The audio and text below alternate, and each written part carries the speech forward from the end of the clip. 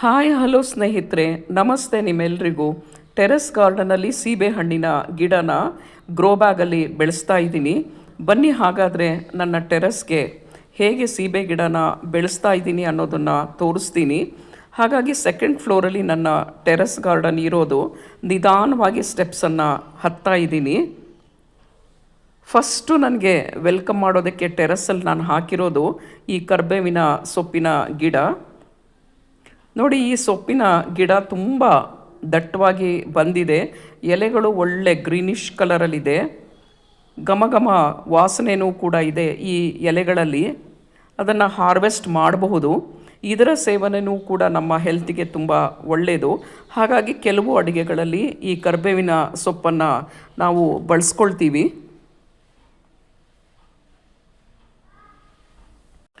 ಇದು ಅರಿಶಿಣದ ಗಿಡ. ಇದನ್ನು ಹಾಕಿ ಸುಮಾರು 4 ತಿಂಗಳು ಆಯಿತು. ಇದು ಶುಂಠಿ ತರಹನೇ ಸ್ವಲ್ಪ 8 ರಿಂದ 9 ತಿಂಗಳ ಬೆಳೆ. ಇದನ್ನು ಕೂಡ ಗ್ರೋ ಬ್ಯಾಗಲ್ಲಿ ಹಾಕಿ ಬೆಳೆಸ್ತಿದ್ದೀನಿ. ಎಲೆಗಳು ನೋಡಿ ಒಳ್ಳೆ ಗ್ರೀನಿಶ್ ಇದೆ ಮತ್ತು ಹೆಲ್ದಿಯಾಗಿಯೂ ಕೂಡ ಇದೆ. ಇದರ ಎಲೆಗಳನ್ನು ಕೆಲವು ಅಡುಗೆಗಳಲ್ಲಿ ಬಳಸ್ತಾರೆ. ಇದು ಕೂಡ ನಮ್ಮ ಆರೋಗ್ಯದ ದೃಷ್ಟಿಯಿಂದ ಇದರ ಸೇವನೆ ನಮಗೆ ತುಂಬ ಒಳ್ಳೆಯದು. ಆಯುರ್ವೇದದಲ್ಲೂ ಕೂಡ ಇದನ್ನು ಹೆಚ್ಚು ಬಳಸ್ಕೊಳ್ತಾರೆ. ಮೆಣಸಿನ್ಕಾಯಿ ಗಿಡ ಇದು. ಎಲ್ಲವೂ ಕೂಡ ರೆಡ್ ಆಗಿಬಿಟ್ಟಿದೆ. ಕೀಳಬೇಕು. ಈಗ ನಾನು ಸುಮಾರು ಹಸಿರು ಮೆಣಸಿನ್ಕಾಯಿನ ಕಿತ್ಬಿಟ್ಟು ಅಡುಗೆಗೆ ಬಳಸಿದ್ದೀನಿ. ಇವುಗಳ ಪಕ್ಕ ಇರೋದೇ ಸೀಬೆ ಗಿಡ. ನೋಡಿ ಹೇಗಿದೆ. ಸೀಬೆ ಹಣ್ಣುಗಳು ಮತ್ತು ಕಾಯಿಗಳು ತುಂಬ ಜಾಸ್ತಿ ಇದೆ ಮತ್ತು ಹಣ್ಣಿನ ರುಚಿಯೂ ಕೂಡ ತುಂಬ ಚೆನ್ನಾಗಿದೆ.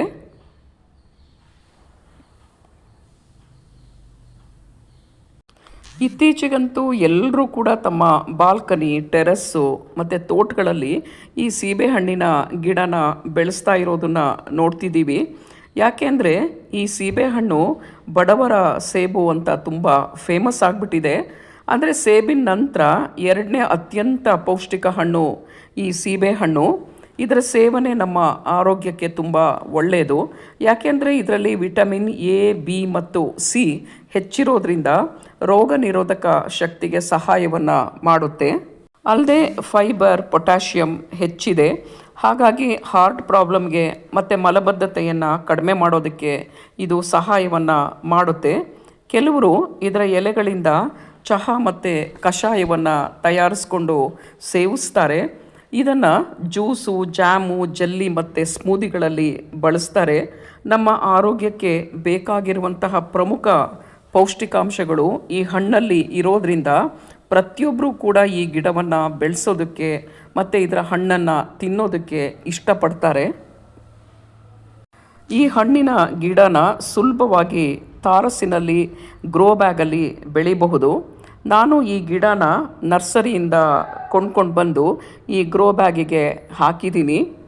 ಇದು ಈ ಗ್ರೋ ಬ್ಯಾಗ್ 18x18 ಆಳ ಮತ್ತು ಅಗಲ ಇರುವಂತಹ ಈ ಗ್ರೋ ಬ್ಯಾಗಲ್ಲಿ ಸೀಬೆ ಗಿಡ ಹಾಕಿಬಿಟ್ಟು ಸುಮಾರು 3 ವರ್ಷ ಆಯಿತು. ನೋಡಿ, ಹಣ್ಣುಗಳು ಮತ್ತು ಕಾಯಿಗಳು ತುಂಬ ಇದೆ ಮತ್ತು ಇದರ ರುಚಿಯಂತೂ ತುಂಬ ಚೆನ್ನಾಗಿದೆ. ಇದನ್ನು ಹೇಗೆ ಬೆಳೆಸಬೇಕು ಟೆರೆಸ್ಸಲ್ಲಿ ಅಂದರೆ ಮೇಯ್ನಾಗಿ ಸೀಬೆ ಗಿಡನ ನೇರ ಸೂರ್ಯನ ಬೆಳಕು ಬರುವಂತಹ ಸ್ಥಳದಲ್ಲಿ ಇಡಬೇಕು.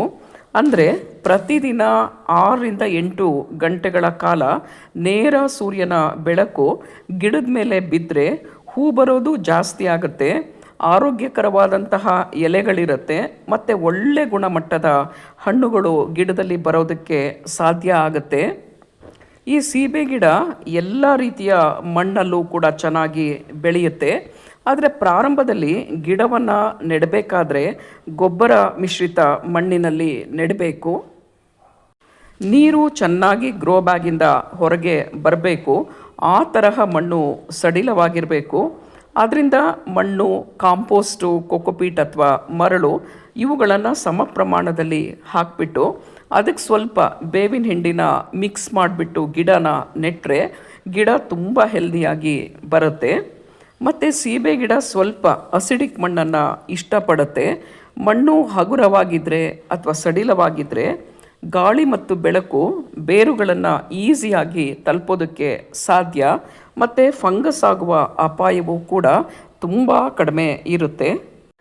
ನೀರಿನ ಬಗ್ಗೆ ಹೇಳೋದಾದರೆ ಮಣ್ಣಿನ ಮೇಲ್ಭಾಗ ಒಣಗಿದಾಗ ಮಾತ್ರ ಗಿಡಕ್ಕೆ ನೀರನ್ನು ಹಾಕಿ.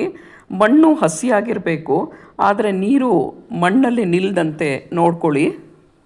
ಆದರೆ ಬೇಸಿಗೆನಲ್ಲಿ ಮತ್ತು ಹಣ್ಣು ಬಿಡುವಂತಹ ಸಮಯದಲ್ಲಿ ಈ ಸೀಬೆ ಗಿಡಕ್ಕೆ ಸ್ವಲ್ಪ ಹೆಚ್ಚು ನೀರು ಹಾಕೋದು ಅಗತ್ಯ ಆಗಿರುತ್ತೆ. ಈ ಸೀಬೆ ಗಿಡ ಹೆವಿ ಫೀಡರ್, ಅಂದರೆ ಸೀಬೆ ಗಿಡಕ್ಕೆ ನಿಯಮಿತವಾಗಿ ಗೊಬ್ಬರನ ಹಾಕ್ತಾನೇ ಇರಬೇಕು. ಗಿಡ ಬೆಳೆಯುವಂತಹ ಅವಧಿನಲ್ಲಿ ಪ್ರತಿ 4ರಿಂದ 6 ವಾರಕ್ಕೊಮ್ಮೆ ಗೊಬ್ಬರವನ್ನು ಹಾಕಬೇಕು. ಆರ್ಗ್ಯಾನಿಕ್ ಗೊಬ್ಬರ ಅಂದರೆ ಕಿಚನ್ ವೇಸ್ಟ್ ಕಾಂಪೋಸ್ಟ್ ಆಗಲಿ, ಎರೆಹುಳು ಗೊಬ್ಬರ ಅಥವಾ ಸಗಣಿ ಗೊಬ್ಬರ ಇವುಗಳನ್ನು ಬೆರೆಸ್ಬಿಟ್ಟು ಮಣ್ಣಿಗೆ ಹಾಕಿದ್ರೆ ಮಣ್ಣಿನ ಫಲವತ್ತತೆ ಜಾಸ್ತಿ ಆಗಿಬಿಟ್ಟು ಹಣ್ಣಿನ ರುಚಿಯೂ ಕೂಡ ತುಂಬ ಚೆನ್ನಾಗಿರುತ್ತೆ. ಗಿಡದಲ್ಲಿ ಹೂ ಬರುವಂತಹ ಸಮಯದಲ್ಲಿ ಪೊಟ್ಯಾಷಿಯಂ ಹೆಚ್ಚಿರುವಂತಹ ಗೊಬ್ಬರವನ್ನು ಹಾಕಿಬಿಟ್ರೆ ಹಣ್ಣಿನ ಗಾತ್ರವೂ ಕೂಡ ಹೆಚ್ಚಾಗುತ್ತೆ. ಮತ್ತು ಪ್ರತಿ 15 ದಿನಕ್ಕೊಮ್ಮೆ ಬೇವಿನೆಣ್ಣೆ ಮತ್ತು ನೀರಿನ ಮಿಶ್ರಣವನ್ನು ಸ್ಪ್ರೇ ಮಾಡಬೇಕು. ಇದರಿಂದ ಮಿಲಿಬಗ್ಸ್ ಅಥವಾ ಇತರ ಕೀಟಗಳಿಂದ ಗಿಡವನ್ನು ತಪ್ಪಿಸ್ಕೊಳ್ಬಹುದು. ಈ ಗಿಡದ ಬುಡನ ಮಲ್ಚಿಂಗನ್ನು ಮಾಡಬೇಕು. ಅಂದರೆ ಬೇಸಿಗೆನಲ್ಲಿ ನೀರು ಎವಾಪರೇಟ್ ಆಗೋದು ಸ್ವಲ್ಪ ಅವಾಯ್ಡ್ ಆಗುತ್ತೆ. ಯಾವುದಾದ್ರೂ ಆರ್ಗ್ಯಾನಿಕ್ ವಸ್ತುಗಳಿಂದ ಮಲ್ಚಿಂಗನ್ನು ಮಾಡಿದ್ರೆ ಅವುಗಳು ಕೊಳೆತು ಬಿಟ್ಟು ಗಿಡಕ್ಕೆ ಬೇಕಾದಂತಹ ಪೋಷಕಾಂಶಗಳನ್ನು ಒದಗಿಸೋದ್ರಿಂದ ಆಗಲೂ ಕೂಡ ಗಿಡ ತುಂಬ ಹೆಲ್ದಿಯಾಗಿ ಬೆಳೆಯೋದಕ್ಕೆ ಸಾಧ್ಯ. ಇಷ್ಟು ಸುಲಭವಾಗಿ ನೀವು ಕೇರ್ ಮಾಡಿದ್ರೆ ನೀವು ಕೂಡ ಆರ್ಗ್ಯಾನಿಕ್ ಆಗಿ ಬೆಳೆದಂತಹ ಸೀಬೆ ಹಣ್ಣನ್ನು ನೀವು ತಿನ್ನಬಹುದು. Thanks for watching happy terrace gardening.